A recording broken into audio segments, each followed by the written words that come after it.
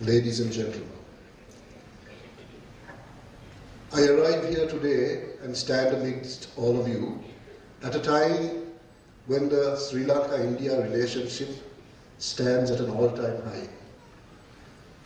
I must specifically mention, because it is relevant, because this event is also a medically related event, that the Prime Minister, your Prime Minister, Prime Minister Modi, recently gifted Sri Lanka an ambulance service.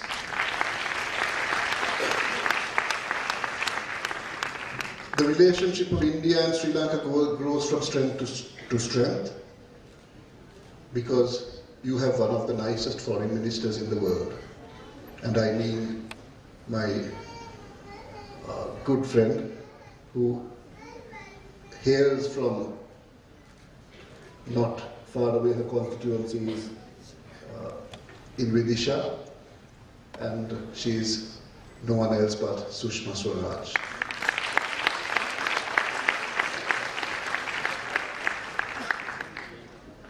You know, in the 18th century, Sri Lanka had a very well-known teacher. It's called Rajguru. He composed what is known as the Vadam Pota in Sinhalese. And it has many verses of advice. Basically, there's advice to students as well. And verse 28 is of particular interest, and I would like to quote from it. It mentions that worldly possessions that people have can be lost or stolen. Thieves can steal them. He also said, in the next verse, that they can be lost to floods or natural disasters, or even the king and the government can confiscate them. But he went on to say, and I say it in Sinhalese first, the last line of the verse 28, which says, Ugata mana shilpaya mai maturakena, which goes on to translate as the skill earned through education can never be dispossessed of. There is also a very interesting Sanskrit shloka, which is taken from ancient Indian scripture, which goes on to say, Mata Shatru, Pita Vairi, Yen Balo, Na Patita, Na Shobhate, Sabha Madhye, Hans Madhye, Vako Yata, which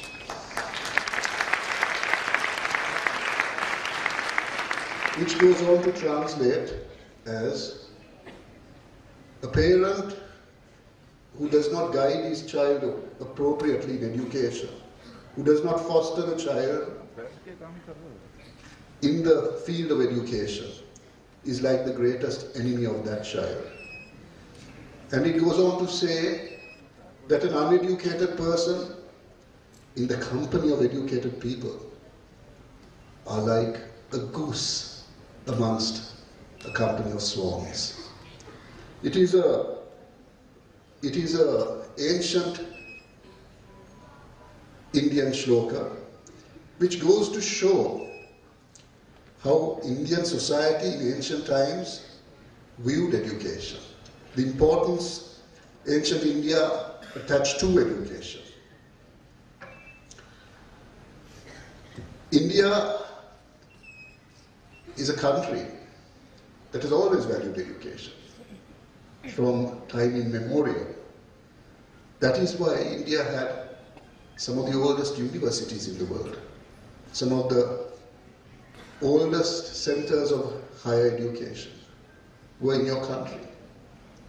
And that is something you as Indians should be immensely proud of.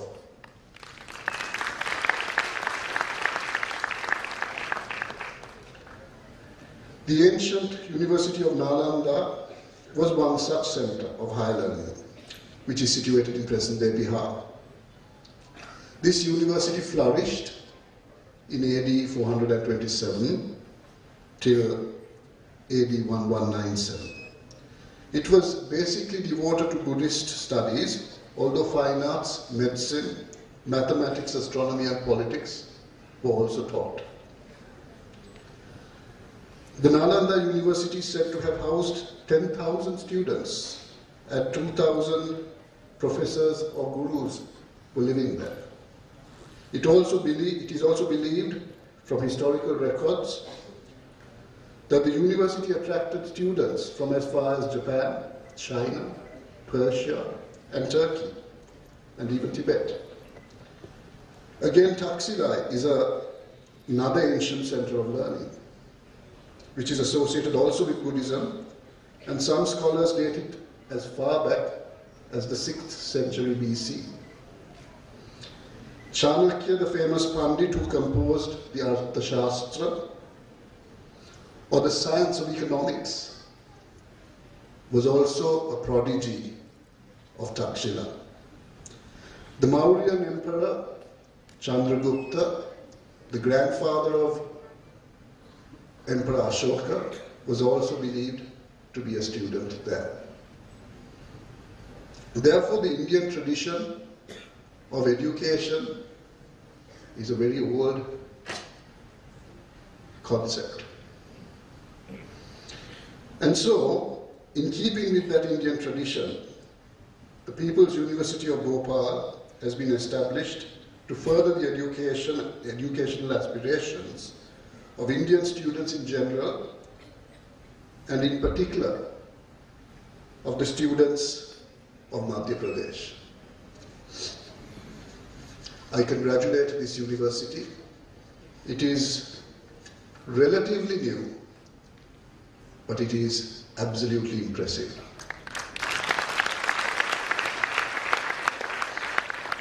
I take great pleasure to be here in the People's University on the occasion of its convocation ceremony. I congratulate Mr. Suresh Narayan Vijayvargiya, the Chancellor, for establishing this institute, which has grown to become a prestigious and popular university in India, with such high academic standards and a magnificent, magnificent campus. Mr. Vijayvargiya will, I expect, continue to develop this university in line with its motto, nurturing humanity through health and educational excellence. His achievements as an entrepreneur, a philanthropist, and professional all speak for themselves. I applaud his vision to bring educational excellence and also for aspiring to develop international tourism here in this beautiful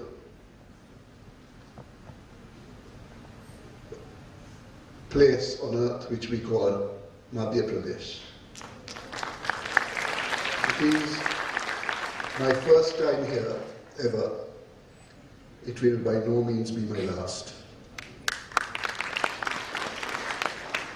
I am delighted to observe that the government of Madhya Pradesh is maintaining many health welfare programs and schemes of upliftment of medical education, along with multiple programs for overall welfare and for the benefit of its population, with a particular emphasis on the underprivileged groups.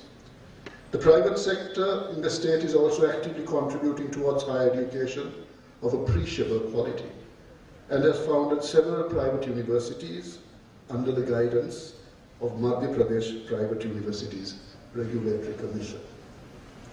I wish to congratulate Captain Amrit Sharma, who has become a particularly good friend of mine, the director, for his efficient management skills of these institutes.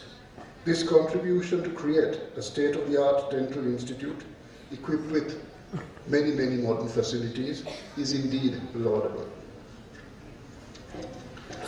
I take this opportunity to congratulate all the students studying here and also the graduates and dental postgraduates of People University who have chosen their professional path, which is really a service and a contribution they make to society. The future you have chosen will put you in contact with the masses, and in particular with the poorest and the humblest in society. I would like to take this opportunity to tell you all, to advise you all rather, that when you serve them with love, serve them with dedication, and above all, serve them with humility. That is the advice I can offer you today.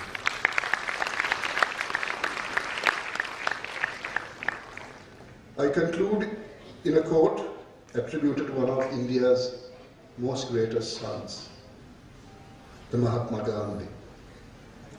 Education can help mold and shape the human body, mind, and character in such a manner that they may act as a means to achieve joy and efficiency. Today, I see you all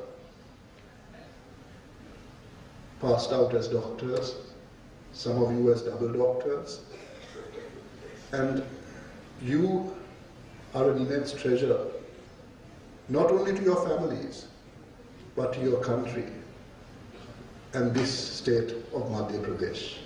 Therefore, you have a great responsibility from today onwards, and I think all of you here can shoulder that responsibility. I extend my congratulations to the parents and guardians of these students.